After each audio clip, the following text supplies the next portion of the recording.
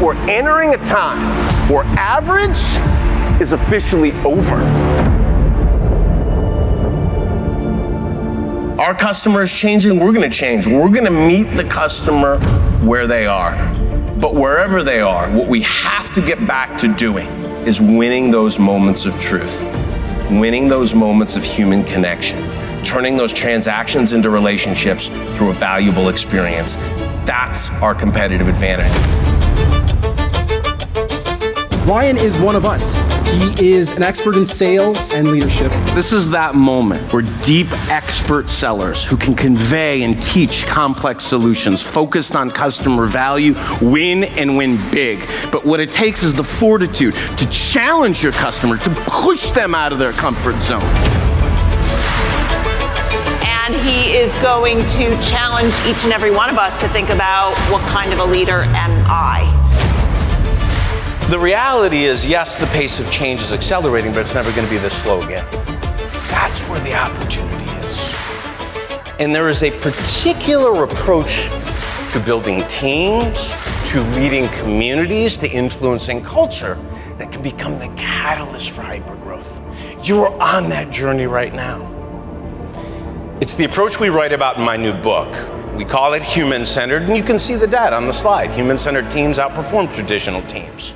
They're more innovative, they get ideas to the market 2 times faster. Bottom line is they're better places to work. How many of you have purchased anything from Starbucks, let's say in the last 18 months? Raise your hand nice and high. Very addicted sales organization. We just proved that 95% of the coffee drinkers in this room consume coffee without any regard to price whatsoever. Customers do not buy on price.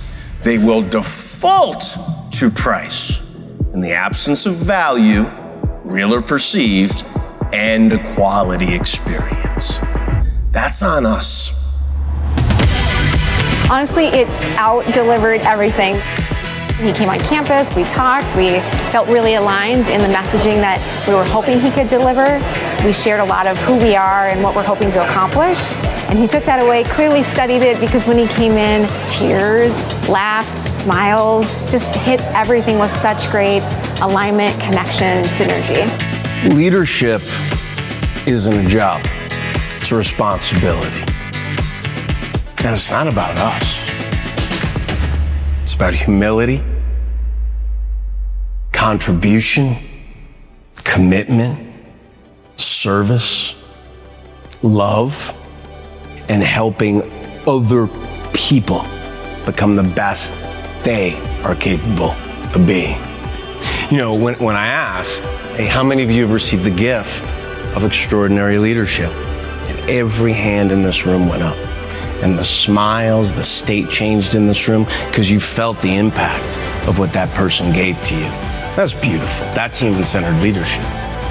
Who's sitting in a room like this would put you on their list? And what gifts are you giving away each and every day? I know that he's going to touch their heart, their mind, their soul somehow, some way. There's power in that, right? Like to show them something new, show them a different way. He finds a way to connect and resonate with them no matter what. And I guarantee you, it will change their life. You've all received the gift of extraordinary leadership. I have too. I've mentioned John, the best boss I ever worked for. He challenged me, he stretched me, he believed in me. Did what he did. He let me borrow his belief in me until mine caught up. He expanded what was possible in my own frame of reference and vision for my career, for my life. He would have fired me for underperformance, and I knew that and respected that I had a responsibility to contribute to something that was more important than my own individual career trajectory path. I'll never forget it. He had multiple engagements with us leading up to the keynote. And then above and beyond all that, he wanted to actually spend time in our business. He was engaging with guests. He was engaging with staff. And then what that does to the results of his keynote. There were people who were emotional. There were people who were in tears. But there were some tangible actions that they felt they could take. It was just an incredible experience. And a good value proposition, a sales story, it's three things. It's authentic, meaning it's a promise you can consistently make. It's differentiated. There's a lot of other choices about who I do business with. Why you? And it's compelling. Compelling enough to convince me to change or say yes. What is it that you do that the competition cannot or does not, that the customer covets and cannot live without? Why that message was so powerful today is that you can forget that really what is at the core of what we're here to do is to form a relationship, is to solve a challenge, is to understand our customer. So that message could not have been more relevant, more on point. Everything you need to accomplish all you desire in this work and all you deserve in your life is inside you. When it gets hard, and it will, when the adversity strikes, and it will, when the change and challenge has you overwhelmed, as it will, don't focus on the finish line. Take your next 3 steps and always hold the answer to this question close to your heart. Who are you running for?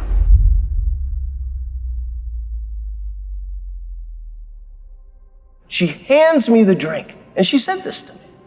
Ryan, have a safe trip back to Cleveland. Go create some special memories with your family. Then when you come back through the Minneapolis airport, I want you to stop right here and tell me all about it. I was like, what the hell? I got about 20 feet away. I was a little overwhelmed, and I just paused. Most people would rather be anywhere else in the world on Christmas Eve than in an airport serving coffee. Not her. I mean, it was like she was meant to be there. So I had to go back. To go back and interrupt her. I said, excuse me, Lily. And she turns around, Ryan, is everything okay with the latte? I said, no. Latte is perfect, just like you said it would be. So I just had to come back and ask you, what is your secret to making such meaningful connections over serving coffee? She said, Ryan, I'm not serving coffee. I'm pouring happiness into people's lives.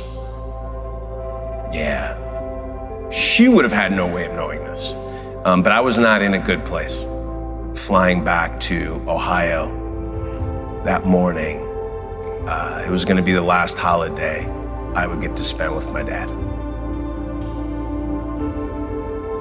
I will never forget that cup of coffee. When you choose consistently to show up as the best version of who you are, it gives you your best opportunity to meet people where they are.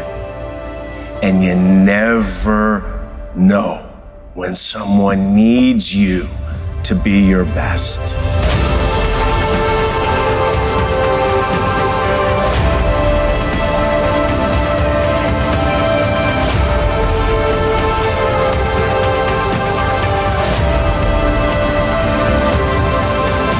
The most important minute of this meeting is Monday morning at 8:01. What are you going to go do based on the week you spent here? What can you commit to? And the cool thing about the idea of owning that 8:01 moment is, 8:01 a.m. Monday is going to roll around. And you can decide how to show up. You can commit to growth. 12 hours later, 8:01 p.m. is going to roll out. And if you show up there in service of others as the best version of you, 8:01 a.m., win the day, 8:01 p.m., pour into the people you get to love and the people that love you back. That's success. I did not know how emotional I was going to be during Ryan's presentation, and touching on the fact that we want to make sure we have a connection with our customers really kind of hit me because I know that that's what we do at Caesars Entertainment.